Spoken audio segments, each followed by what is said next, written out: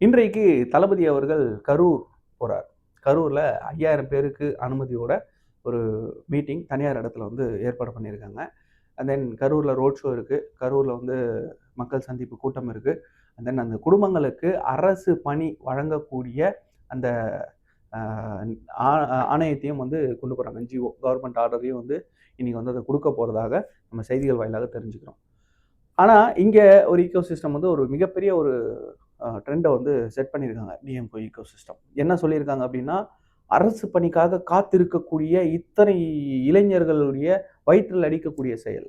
அவர்களுடைய சாபத்தை எல்லாம் நீங்க சம்பாதிக்கிறீங்க. திறமையான, தகுதி வாய்ந்தவர்கள் தேர்வு எழுதி காத்திருக்கும் பொழுது, இவ்வளவு பெரிய ஒரு வேலை வாய்ப்ப தூக்கிட்டு போய் நீங்க செஞ்ச ஒரு தப்புக்காக குடுக்குறீங்களே அப்படின்னு சொல்லிட்டு ஒரு நரேட்டிவ செட் பண்ணிட்டு இருக்காங்க. இது முழுக்க முழுக்க திமுகவுடைய விஷமத்தனமான ஒரு விஷயம். இதற்கு முன்னாடி இந்த மாதிரி குடுத்துருக்காங்களா அப்படின்னு கேட்டீங்கன்னா, பல இடங்கள்ல அரசு ஊழியர்கள் அரசு பணியின் பொழுது மரணிக்க ஏற்பட்டாலோ, இல்ல அரசு ஊழியர்கள் பணியில் இருக்கும்போது அவங்களுக்கு ஏதாவது ஆயிட்டாலோ, அவர்கள் வாரிசுகளுக்கு தகுதி அடிப்படையில அரசு பணி வழங்குறது அப்படின்றது நடைமுறையில இருந்த விஷயம். ஸ்டெர்லைட் போராட்டம் நம்ம எல்லாருக்கும் தெரியும். அது அரசினுடைய ஃபெயிலியர். துப்பாக்கி சூட்ல இறந்த அந்த குடும்பங்களுக்கு அரசு வேலை அப்படின்றத ஸ்பெஷல் ஜிஓ பாஸ் பண்ணி சிஎம் உடைய பவர்ஸ்ல அந்த ஜாப் கொடுத்தாரு. ஸோ எல்லாருக்கும் ஏதோ டிஎன்பிஎஸ்சியில் குரூப் 1 இல்லைன்னா குரூப் 2 அந்த மாதிரி பணிலாம் டைரக்ட் அப்பாயின்மெண்ட் போட்டல.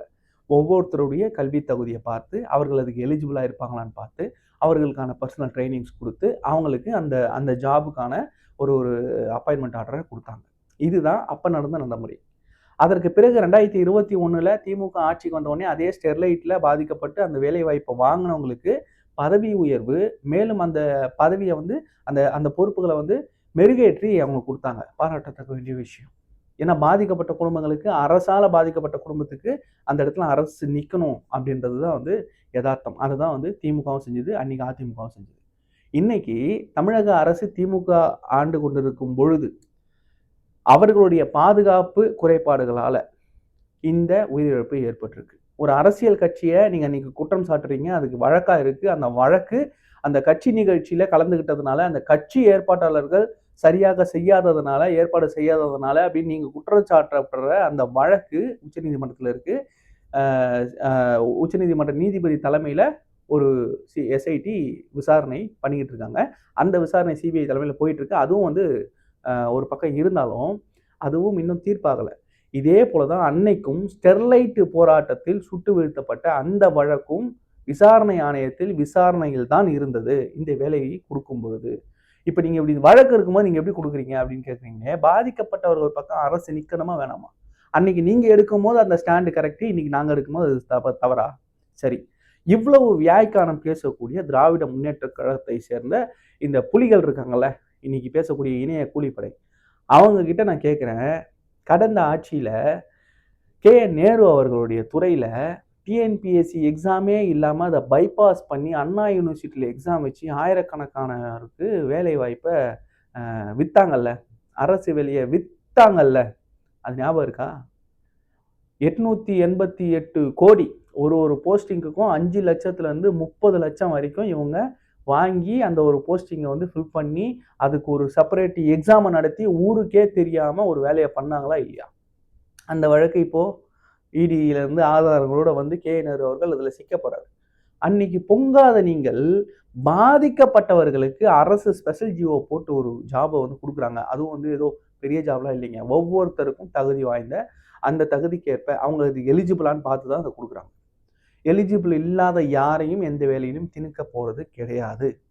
இங்கே ஒரு டிஎன்பிஎஸ்சி எக்ஸாம் நடத்துறதுக்கு ஒரு பிரச்சனை, அந்த நடத்துறதுல நேர்மையா நடத்துறதுல ஒரு பிரச்சனை, அந்த நடத்தி முடிச்ச எக்ஸாமை ரிசல்ட் அனௌன்ஸ் பண்றதுல ஒரு பிரச்சனை, ரிசல்ட் வந்தாலும் அதுல கட் ஆஃப் கரெக்ட் பண்றதுல ஒரு பிரச்சனை, அந்த கட் ஆஃப் கிடைச்சாலும் அவங்களுக்கு போஸ்டிங் போறதுல ஒரு பிரச்சனை. ஏங்க இது வரைக்கும் அப்பாயிண்ட் பண்ணி வேலையே இல்லாம அப்பாயிண்ட் பண்ணி வெறும் ஆர்டரை மட்டும் கையில வச்சுக்கிட்டு சுத்திக்கிட்டு இருக்க அரசு ஊழியர்கள் எத்தனை பேர்? நம்ம கொஞ்ச நாளைக்கு முன்னாடி பார்த்தோம், இபி டிபார்ட்மெண்ட்ல 1.5 லட்சம் ஊழியர்கள் வேலை செய்ய வேண்டிய ஒரு துறையில வெறும் 70,000 பேர் தான் வேலை செஞ்சுக்கிட்டு இருக்காங்க. பாதிக்கு பாதி 50% ஊழியர்களை வச்சு நம்ம பணி செஞ்சுக்கிட்டு இருக்கோம்.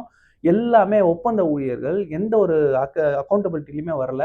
கேட்டா இவங்க கன்சல்டன்சி, அவங்க consultancy, manpower agency, private கன்சல்டன்சின்னு சொல்லி இப்படியே குட்டிச்சோறு ஆக்கிட்டு இருந்த இடத்துல வாய் திறக்காம இருந்த நீங்க இந்த ஒரு 32 குடும்ப பேருக்கு கொடுக்கக்கூடிய இந்த அரசாணையினால குடிமொழிவு போயிருமா? நீங்க உங்க பர்சனல் அஜெண்டாவுக்காக கொடுத்தீங்கன்னா, அன்னைக்கு வந்து அரசு குடுத்துச்சே 10 லட்சம் ரூபாய். அது என்ன பர்சனல் அஜெண்டால குடுத்தாங்க? அதுக்கு மட்டும் அரசு குடுக்கலாமா? பக்கத்து நாட்டுல ஏதாவது ஒரு பேரிடர்னா, இங்கருந்து நம்ம நிதி குடுக்குறோம். இங்கருந்து நம்ம உணவுப் பொருட்கள் குடுக்குறோம், தானியங்கள் குடுக்குறோம். ஏன்டா எனக்கே இங்க இல்ல, நீ ஏன்டா அங்க குடுக்குறன்னு கேட்கிறோமா? அந்த மனிதாபிமானம் கூட நம்மகிட்ட இல்லாம போச்சுல்ல. எதிர்க்கட்சியா இருந்தா மனிதாபிமானமாவது ஆகுது. எதுவா இருந்தாலும் நாங்க அரசியல் செய்யணும்னு முடிவு பண்ணிட்டு அதில அரசியல் செய்வோம்டா அப்படின்றத தான் வந்து செஞ்சுட்டு இருக்காங்க. இன்னைக்கு கண்டிப்பாக ஒரு மிகப்பெரிய இன்னைக்கு ஃபுல் டே வந்து கரூர்ல இருக்கு. இப்ப நம்ம பேசிக்கிட்டு இருக்க டைம் வந்து கண்டிப்பா தளபதி கிளம்பி இருப்பார்ன்னு நினைக்கிறேன். அகைன் இன்னைக்கு அவர் பேசக்கூடிய ஸ்பீச்ச உங்கள மாரி நானும் எதிர்பார்த்துக்கிட்டு இருக்கேன். அவர் பேசி முடிச்சாரு அப்படின்னா, கண்டிப்பா அத பத்தி நாளைக்கு நம்ம டீகோட் பண்ணுவோம். இந்த பதிவ பத்தின உங்களுடைய கருத்துக்கள கமெண்ட்ல சொல்லுங்க. நன்றி. நான் உங்கள் Velvan KR. And then subscribe பண்ணாத நண்பர்கள் தயவு செஞ்சு சப்ஸ்கிரைப் பண்ணுங்க.